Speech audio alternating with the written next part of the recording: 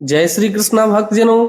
आज आपका एक बार फिर से स्वागत है हमारे चैनल आध्यात्मिक एस्ट्रो में। आज के विषय में हम आपको श्रवण कराने जा रहे हैं भाई दूज की पवित्र व्रत कथा। आप इस कथा को बड़ी ही श्रद्धा पूर्वक और ध्यान पूर्वक श्रवण करिए।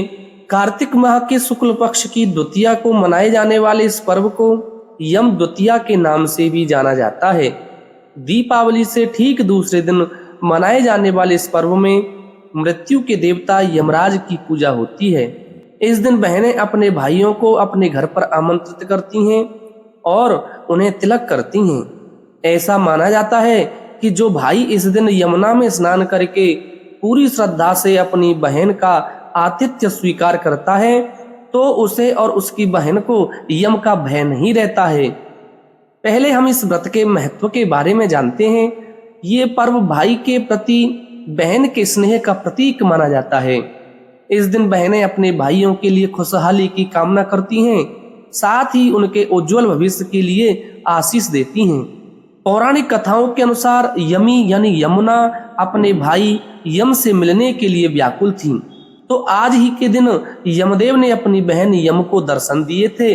साथ ही यमराज जी ने अपनी बहन को वरदान दिया था कि इस दिन जो भाई बहन यमुना नदी में स्नान करेंगे उन्हें मुक्ति मिल जाएगी। इसलिए इस दिन भाई और बहन का यमुना में नहाने का भी विशेष महत्व माना जाता है। इसके अलावा यमी ने अपने भाई से एक वचन भी ले लिया था कि जिस प्रकार यम उनके घर आए हैं उसी प्रकार आज के दिन हर भाई अपनी बहन के पास जाए। वस्तुतः यह पर्व का मुख्य उद्देश्य भाई और बहन के बीच सौमनस्य और सद्भावना का पावन प्रवाह है। इसके अलावा इस दिन कायस्थ समाज के लोग अपने आराध्य देव चित्रगुप्त की भी पूजा करते हैं। कायस्थ लोग स्वर्ग में धर्मराज का लेखा जोखा लिखने वाले चित्रगुप्त का पूजन सामूहिक रूप से तस्वीरों और मूर्तियों के माध्यम से करते हैं। साथ ही वे इस दिन अपने सभी बही खातों की भी पूजा करते हैं। चित्रगुप्त ब्रह्मा जी के पुत्र हैं। ये पृथ्वी वासियों के पापों और पुण्यों का लेखा जोखा रखते हैं। इनकी पूजा को दोपहर में करना सबसे अधिक शुभ माना जाता है। अब हम आपको उस पौराणिक कथा को श्रवण कराते हैं जो भाई दूज पर विशेषकर बहन अपनी भाई की लंबी उम्र की कामना के लिए श्रवण करती हैं।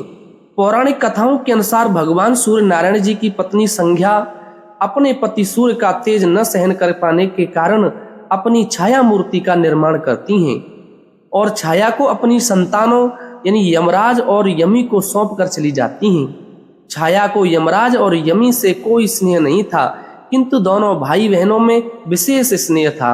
बड़े होने पर भी यमी अपने भाई के घर जाती और उनका सुख दुख पूछती थीं। साथ ही वो अपने भाई यमराज से बार बार अपने घर आने का निवेदन करती थीं, किंतु अपने कार्यों में व्यस्त होने की वजह से यमराज उनके निवेदन को टालते रहते थे। इस दिन भी यमुना ने यमराज को अपने घर भोजन का निमंत्रण दिया और उनसे वचन ले लिया कि वो अपने मित्रों के साथ इस बार जरूर आएंगे।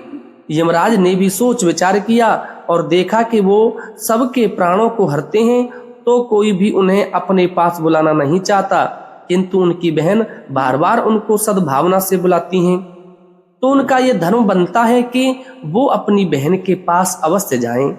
तब वो अपनी बहन के घर गए। यमुना का अपने भाई को देखकर खुशी का ठिकाना नहीं रहा। उसने स्नान करके स्वयं अपने हाथों से अपने भाई की पसंद के पकवान बनाए और स्वयं ही उन्हें परोसा।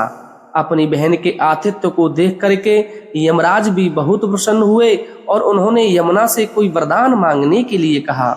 इस पर यमुना ने बड़े ही प्रेम से अपने भाई से कहा कि हे भाई, आप हर वर्ष इसी दिन मेरे घर पर आया करो और मेरी तरह जो बहन इस दिन अपने भाई का सादर सत्कार करे और उसका टीका करे उसे तुम्हारा भय कभी नहीं रहे।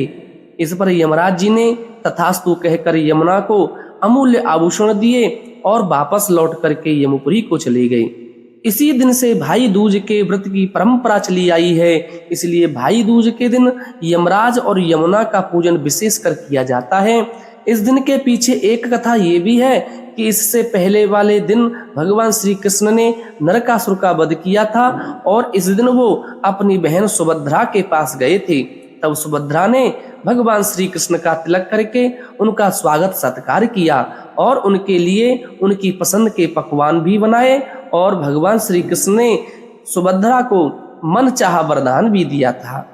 बोलिए वासुदेव भगवान की जय। ऐसी ही सुंदर कथाएं श्रवण करने के लिए आप हमारे चैनल आध्यात्मिक एस्ट्रो को अवश्य सब्सक्राइब करें।